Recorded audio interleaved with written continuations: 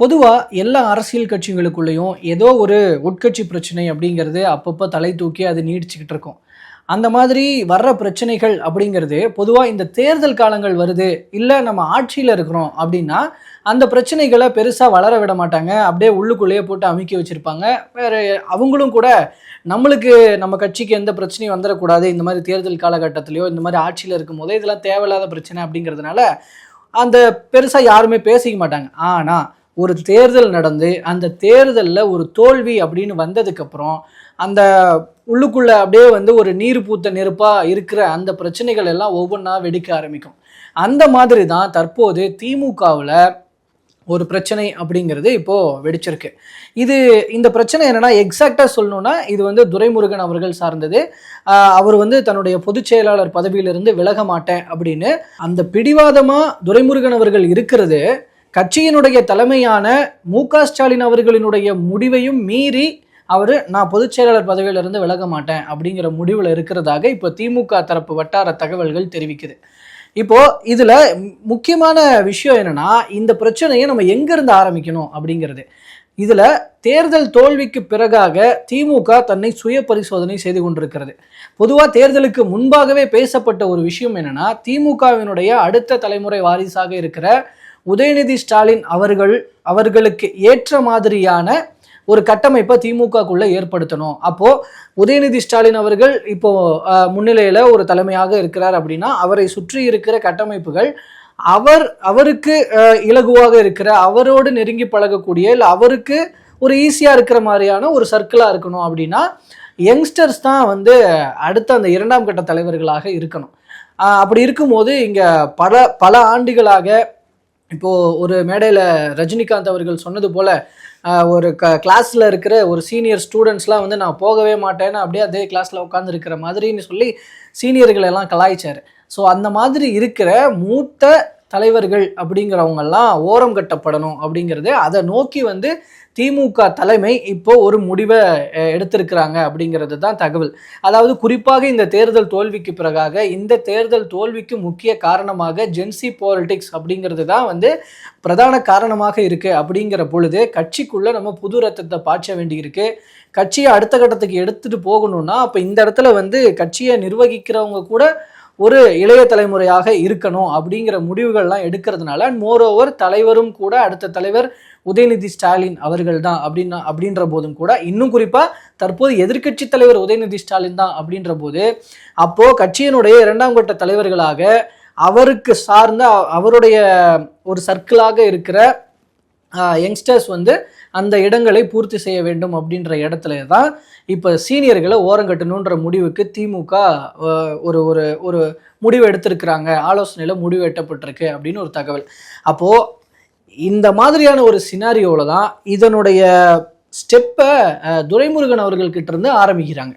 இப்போது கட்சியினுடைய பொதுச் செயலாளர் பதவிக்கு வேற ஒருத்தரை போடலான்னு முடிவு பண்ணுற திமுக தலைமை, சரி அதுலேருந்து துரைமுருகனை விடுவிக்கலாம், அதுக்கான காரணமாக கொஞ்சம் அக்செப்ட் பண்ணிக்கிற வகையிலையும் அவருடைய உடல் நலம் மற்றும் வயது மூப்பு இதெல்லாம் காரணமாக வச்சு அவர் இந்த மாதிரி அவர் அதனால் பொதுச் செயலாளர் பதவியில் இருக்க வேண்டாம், அவர் கொஞ்சம் அதுலேருந்து விடுவிச்சுட்டு அடுத்த பொதுச் செயலாளராக வேற ஒருத்தரை போடுவோம் அப்படின்னு சொல்லி முடிவெடுக்கும் பொழுது, இல்லை நான் இந்த பொதுச் செயலாளர் பதவியிலிருந்து கண்டிப்பாக நான் விலகவே மாட்டேன், 2027 வரைக்கும் என்னுடைய பதவி காலம் அப்படிங்கிறது இருக்குது, அது வரைக்கும் நான் கண்டிப்பாக விலக போகிறதில்லை அப்படிங்கிற முடிவில் ரொம்ப திடகாத்திரமாக ரொம்ப பிடிவாதமாக இருக்கிறாரு அப்படிங்கிறது தகவல். ஸோ இதுக்கு அடுத்ததாக யார் அப்படிங்கிறதெல்லாம் கூட முடிவு பண்ணி வச்சிருக்கிறாங்க திரு டி.ஆர். பாலு அவர்கள். ஸோ அவர் தான் அடுத்த பொதுச் செயலாளர் அப்படின்லாம் கூட முடிவு பண்ணப்பட்டிருக்கிற சுச்சுவேஷனில் துரைமுருகன் அவர்கள் ரொம்ப பிடிவாதமாக இருக்கிறாரு. இதிலிருந்து ஓரம் கட்டப்பட்டுட்டா, ஏன்னா ஏற்கனவே அவர் கட்சியில் ஓரம் கட்டப்பட்டுட்டு இருக்கிறார் அப்படின்னு ஒரு விஷயம் இருக்குது. இதில் அவருடைய சொந்த மாவட்டத்தில் கூட நம்ம எடுத்துக்கிட்டோம் அப்படின்னா அந்த வேலூர் பகுதிகளில் அவருடைய சொந்த மாவட்டத்திலே அவருக்கான செல்வாக்குன்றது குறைஞ்சிக்கிட்டு இருக்கு அப்படிங்கிற தகவல்களும் இருக்கு. இப்போ நம்மகிட்டே கூட பேட்டி கொடுத்த சில மூத்த பத்திரிகையாளர்கள்லாம் கடந்த கால தேர்தல்களில் துரைமுருகன் அவர்கள் அந்த வாக்கு எண்ணிக்கையின் போது அவர் வாக்கு குறைவாக வாங்குறாரு அப்படின்னா அந்த இடத்துல திமுகவினரே பட்டாசு வெடிச்சு கொண்டாடுற சுச்சுவேஷன்லாம் நடந்திருக்கு. அந்த அளவுக்கு தன்னுடைய சொந்த மாவட்டத்திலேயே ஒரு குறுநில மன்னராக இருந்து செயல்பட்டு ஒரு பெரிய அதிருப்தியை அவர் சம்பாதிச்சு வச்சிருக்கிறார் அப்படின்னு. அப்போ சொந்த மாவட்டத்திலையும் பெருசாக இன்ஃப்ளூயன்ஸ் இல்லை. அண்ட் மோரோவர் வந்து தற்போது கட்சியினுடைய கட்டமைப்பை மாற்றி அமைக்கணுன்ற இடத்துல நம்ம வேறு சிலரை நியமிக்க வேண்டும் அப்படிங்கிற இடத்துல இவரை ஓரம் கட்டப்பட வேண்டியிருக்கு அப்படின்ற பொழுது அதுக்கும் வந்து துரைமுருகன் அவர்கள் தான் முதல் இடத்துல இருக்கிறதுனால பொதுச் செயலாளர் பதவியிலிருந்து அவரை விடுவிச்சிடலாம் அப்படின்னு ஒரு முடிவு எடுக்கிறாங்க. ஆனால் போக மாட்டேன்னு பிடிவாதமாக இருக்கிறாரு பொதுச் செயலாளர் துரைமுருகன் அவர்கள். ஸோ இதில் வந்து உள்ளுக்குள்ளே இதை பேஸாக வச்சு ஒரு சின்ன ஒரு முட்டல் மோதல் ஒரு புகைச்சல் எழுந்திருக்கு. ஸோ இதனால் திமுக தலைமையே சரி ஓகே இந்த ஒரு 2027 வரைக்கும் அதனால இந்த நேரத்தில் எதுவும் பெருசாக அவர்கிட்ட முட்டிக்க வேணாம் மோதிக்க வேணாம், அதனால நம்ம வேணா இணை பொதுச் செயலாளர்னு ஒரு பதவியவே உருவாக்குவோன்ற முடிவுக்கு நகர்ந்திருக்கிறாங்க அப்படின்றது அறிவாலய வட்டார தகவல். இணை பொதுச் செயலாளராக யாரை நியமிக்க போகிறாங்க, இல்லை டிஆர் பாலு அவர்களே நியமிக்க போகிறாங்களா அப்படிங்கிறதெல்லாம் நம்ம பார்க்கலாம். இதில் துரைமுருகன் அவர்கள் ஓரங்கட்டப்பட்டது அப்படிங்கிறது வந்து படிப்படியாக ரொம்ப வெட்ட வெளிச்சமாக வெளியில் வந்துட்டு இருக்கிற ஒரு விஷயம். அதில் வந்து நாளொரும் பொழுதும் என்ன மாதிரியான நடவடிக்கைகள் படிப்படியாக நடந்துக்கிட்டு இருக்கு அப்படின்னு பார்க்கும் பொழுது இந்த இந்தியா கூட்டணியிலிருந்து வெளியேறுகிற அந்த முடிவை இவர்கிட்ட சொல்லாமலேயே கலந்து ஆலோசிக்கலாமலேயே எடுத்திருக்கிறாங்க அப்படிங்கிறது இங்கே துரைமுருகனுக்கு ஒரு பெரிய அதிருப்தி. அண்ட் மோரோவர் வந்து இந்த சட்டமன்ற கூட்டத்தொடருக்கு முன்பாக எம்எல்ஏக்களோடு கலந்து ஆலோசிக்கிறது அப்படிங்கிறது, எம்எல்ஏக்கள் கூட்டம் அப்படின்றது நடக்கும். அதுக்கு கட்சியினுடைய பொதுச் செயலாளர் தரப்புலேருந்து அறிவிப்பு போகும், ஒரு லெட்டர் பேட் போகும். ஆனால் இந்த முறை வந்து அப்படி இல்லாமல் கொறடா சட்டமன்றத்தினுடைய திமுகவினுடைய கொறடாவான ஏவாவேலு பெயரில் போயிருக்கு. ஸோ இதுவும் அவருக்கு அதிருப்தியை கொடுத்துருக்கு. ஸோ படிப்படியாக நம்மளோட உரிமைகளை பறிச்சுட்டு இருக்கிறாங்க, இப்படியே போனால் கடைசி காலத்தில் நம்மளை ஓரம் கட்டிடுவாங்க அப்படின்னு நினைக்கிற துரைமுருகன் அவர்கள் இந்த பொதுச் செயலாளர் பதவியை விட்டு கொடுக்கவே மாட்டேன்னு பிடிவாதமாக இருக்கிறாரு. சரி ஓகே, அவர்கிட்டயும் நம்ம பெருசாக ஃபைட் பண்ணிக்க வேணான்னு துணை பொதுச் செயலாளர் பண்ணிக்கணும், இணை பொதுச் செயலாளர் பதவியை வந்து இப்போ உருவாக்குறாங்க. இதுக்கான ஒரு அஃபிஷியலான அனௌன்ஸ்மெண்ட்லாம் எப்போ வரும் அப்படிங்கிறத பார்க்கலாம். ஒரு தேர்தலுக்கு பின்பாக திமுகவினுடைய கூட்டணியும் திமுகவினுடைய கட்சிக்குள்ளும் என்னென்ன மாதிரியான பிரச்சனைகள் எழுந்துட்டு இருக்கு, இன்னும் எழப்போகுது அப்படிங்கிறது எல்லாமே வந்து நம்ம நிறைய பொறுத்திருந்து பார்க்க வேண்டியிருக்கு. ஆட்சி காலத்தில் இருந்தபோது உள்ளுக்குள்ள நீர் பூத்த நெருப்பாக இருந்த பிரச்சனைகள் எல்லாம் இனிமேல் ஒவ்வொன்றாக வெடிக்கும் அப்படிங்கிறது தான். ஏற்கனவே கூட்டணிக்குள்ளே இருந்த புகைச்சல்களின் காரணமாக தான், மன சங்கடங்களின் காரணமாக தான் இப்போ வந்து அதுவும் ஒன் ஆஃப் தி ரீசன்.